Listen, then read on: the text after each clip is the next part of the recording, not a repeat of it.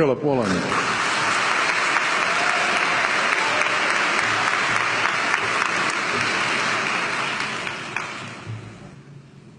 King Lear, late at night on the cliffs, asks the blind Earl of Gloucester, "How do you see the world?"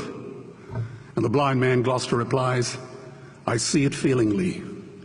And shouldn't we all?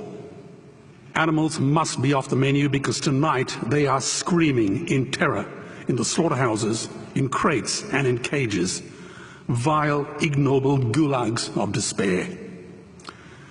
You see, I heard the screams of my dying father as his body was ravaged by the cancer that killed him. And I realized I'd heard those screams before. In the slaughterhouse, their eyes stabbed out and their tendons slashed, on the cattle ships to the Middle East, and the dying mother wail as a harpoon explodes in her brain as she calls out to her calf. Their cries were the cries of my father. And I discovered that when we suffer as equals. And in their capacity to suffer, a dog is a pig, is a bear, is a boy. Meat today is the new asbestos, more murderous than tobacco. CO2, methane and nitrous oxide from the livestock industry are killing our oceans with acidic, hypoxic dead zones. 90% of small fish are ground up into pellets to feed to livestock. Vegetarian cows today are the world's largest ocean predators. The oceans are dying in our time. By 2048, all our fisheries will be dead, the lungs and the arteries of the earth. Billions of bouncy little chicks are ground up alive simply because they are male. Only 100 billion people have ever lived. 7 billion people live today.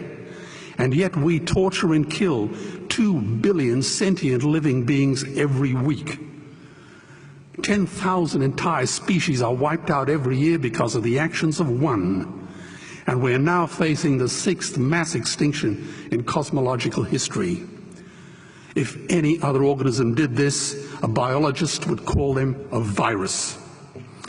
It is a crime against humanity of unimaginable proportions. But happily, the world is changing. 10 years ago, Twitter was a bird sound. www was a stuck keyboard. Cloud was in the sky. 4G was a parking space. Google was a baby's burp. Skype was a typo. And Al-Qaeda was my plumber. Victor Hugo said, "There is nothing more powerful than an idea whose time has come." Well, animal rights today is now the greatest social justice issue since the abolition of slavery. Do you know there are over 600 million vegetarians in this world? And that is bigger than the United States, England, France, Germany, Spain, Italy, Canada, Australia, New Zealand, all put together. If we were one nation, we would be bigger than the 27 nations of the European Union. Can you believe that? And despite this massive demographic footprint, we are still drowned out by the raucous hunting, shooting, killing cartels who believe that violence is the answer when it should not even be a question. Meat kills animals, kills us, and is killing our economies. Medicare has already bankrupted the United States. They will need $8 trillion invested in Treasury bills just to pay the interest, and they have precisely zero.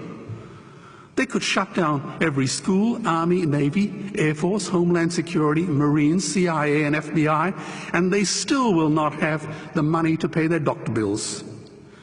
And our Cornell and Harvard say that the optimum amount of meat in a healthy human diet is precisely zero. Water, as you know, is the new oil. Nations will soon be going to war for it. Underground aquifers that took millions of years to fill are now running dry. It takes 50,000 liters of precious drinking water to make 1 kilo of beef. Today, 1 billion people are hungry. 20 million people will die from malnutrition. Cutting meat by only 10% will feed 100 million people, and eliminating meat will end starvation forever. If everyone ate a Western diet, we would need 2 planet Earths to feed us. We've only got one, and she is dying. Greenhouse gas emissions from livestock is 50% greater than transport, as Peter said. Cars, trains, buses, ships, lorries, the whole lot. And as I travel around the world, I see poor countries who sell their grain to the West while their own children starve in their arms. And the West feeds it to livestock so we can eat a steak? Am I the only one who sees this as a crime? Believe me, every morsel of meat we eat is slapping the tear-stained face of a hungry child. When I look into her eyes, do I remain silent? The earth can produce enough food for everyone's need, but not enough for everyone's greed. We are facing the perfect storm. If any nation had developed weapons that could wreak such havoc on the planet, we would launch a preemptive military strike and bomb it back into the Bronze Age. But it's not a rogue state, it's an industry. The good news is we don't have to bomb it. We can just stop buying it. Sir George Bush was wrong. The axis of evil does not run through Iraq, Iran, or North Korea. It runs through our dining tables. Weapons of mass destruction are our knives and forks. Our proposition is the Swiss Army knife of the future. It solves our environmental, water, human health problems and ends cruelty forever. The Stone Age didn't end because we ran out of stones. This cruel, disgusting industry will end because we run out of excuses. Meat is like the 1 and 2 cent coins. It costs more to make than it's worth. And I come from the bush. Farmers are the ones with the most to gain. Farming won't end, it would boom. Only the product line will change. Farmers would make so much money they won't even bother counting it, and I'd be the first to applaud them. Governments would love us. New industries would emerge and flourish. Health insurance premiums would plummet. Hospital waiting lists would disappear. Hell, we'd be so healthy, we'd have to shoot someone just to start a cemetery. So tonight I have 2 challenges for the opposition. 2 challenges. Meat causes a wide range of cancers and heart disease. Would they name one disease caused by a vegetarian diet? And 2, I'm funding the Earthlings trilogy. If the opposition is so sure of their ground, I challenge them to send a copy of the Earthlings DVD to all their colleagues and all their customers. Go on, I dare you.